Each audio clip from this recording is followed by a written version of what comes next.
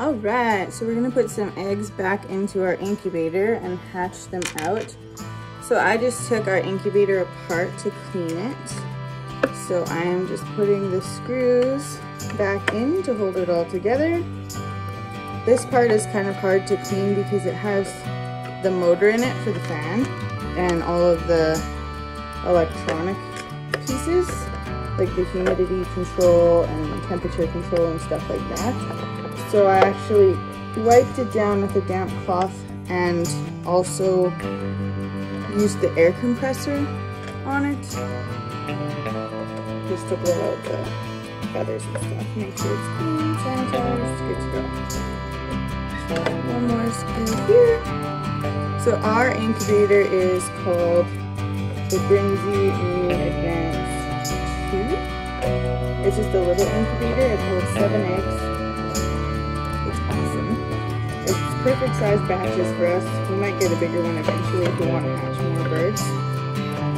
But it has the built-in humidity and temperature controls, and it also has the egg turner in it as well, so you don't have to manually do that. And then it also has a valve here to put the water in from the outside when it's all hooked up and the eggs are in there, so that you don't have to open and close it all the time to add water for the humidity, and don't have to worry about the temperature dropping or going down or increasing. And then it also has alarms on here. If the temperature does go super low or super high, it lets you know. And it also lets you know if the power has gone out at all in the 21-day process of hatching your birds, so that you can know in advance that you might not get as good of a hatch rate. So now that this is all clean and put back together, I already added some water into the machine. So I just put water into this middle tray here, and then it has a little hose which siphons through to this part here. So you add, once it's hooked up, you add the water into here, and it just siphons through that hose and fills up the reservoir. And then a couple days before your chicks are supposed to hatch, you add water into both sides of this reservoir. So you actually have to open it up because you're gonna take this tray out so that they can no longer are on the turning tray, so that the eggs don't get stuck when they're hatching. And so then they're just loose on this area of the tray. So you have to open it up to do that anyways. Okay, so I am just going to set the eggs. I collected these eggs from our coop 2 days ago. Usually it's best to collect them the same day so that they're more fertile, but I have just been super busy. So I'm gonna just pick the cleanest ones, and hopefully they are fertile because we just butchered a whole bunch of our roosters. So we only have 2 roosters left for all the hens, and I just hope that they are doing their job, but we will find out. And this is why we're kind of doing this practice hatch. So all of our chickens are a barnyard mix, so we have multiple different colors of eggs and colors of chickens. So what you want to do is try to pick the cleanest eggs, because if they're super dirty, like this one was laid on the ground, super dirty, it might not have as good of a hatch rate. And also you can't wash them because it takes off that seal that's on the outside, the natural seal that's on the outside of the egg, and it needs that. So I am just taking them and putting them the pointier side up. This side here, I'm putting it closest to the middle of the incubator. They just seem to sit better in there. Okay, so I need 3 more, so let me just try to find the cleanest ones. This is just a tiny little one. It's a little bit dirty, but you can try to just rub them off a little bit. And some of the other ones. And if they're super dirty, that probably just means I need to add some more shavings into my nesting boxes. Not a big deal. That's a huge one. I don't even know if that one's gonna fit in there. Then I'm gonna put this blue one, which is a little bit dirty as well, but that's okay. All right.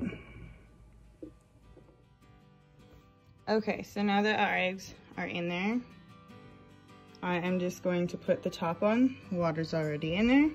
I'm gonna put the top of the incubator on. Hopefully it fits with that big egg in there.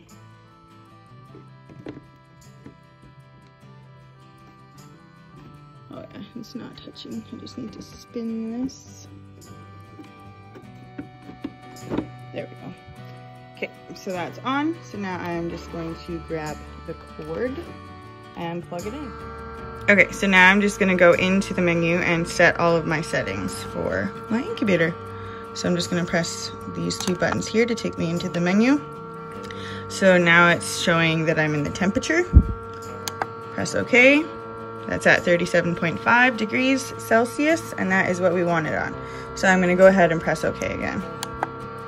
For days, go in, and we want 21 days. It's showing 20 because I already set it and we're on the first day. So it's saying that we have 20 days left. So that's good. So I'm just gonna go ahead and press OK again. For the turn mode, it's hard to do. Oops. I'm gonna go and press, no, we want the turn mode on.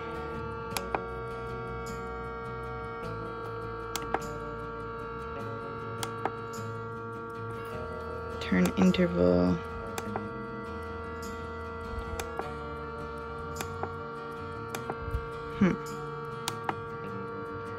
Okay, we want the display in Celsius. I don't know why this keeps taking me around and around. I need to get into these other settings. Okay, so the temp was okay.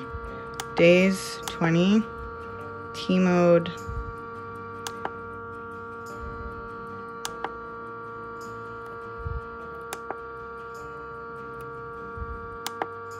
Turn angle 8, okay, perfect. Alarm 2 degrees above, perfect. Alarm low, 3 degrees below, perfect. Because the temperature in your house will fluctuate a little bit regardless, but you just don't want it to get too high or too low.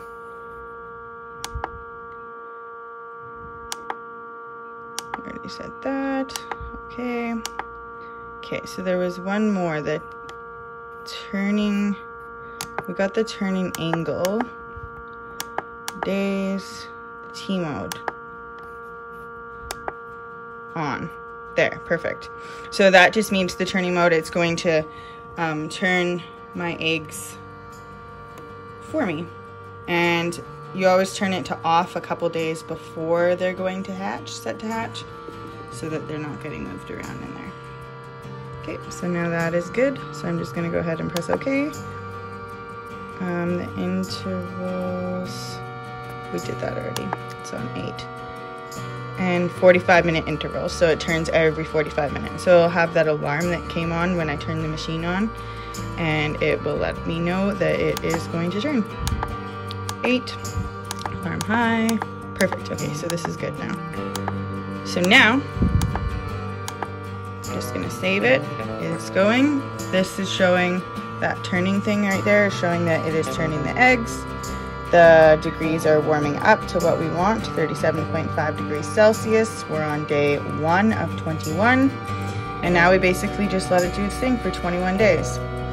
We have to continuously check this reservoir here to make sure that it's showing water in there, so that we know that there's water in the middle reservoir as well, so that it keeps the humidity proper. So then 2 days before our eggs are gonna hatch, I'll turn the turn mode off. I will open this up, add water to that middle reservoir in both sides, and take this tray out so that they can be loose and just hatch in there. And we will show you guys that when they are set to hatch. But for now, we wait.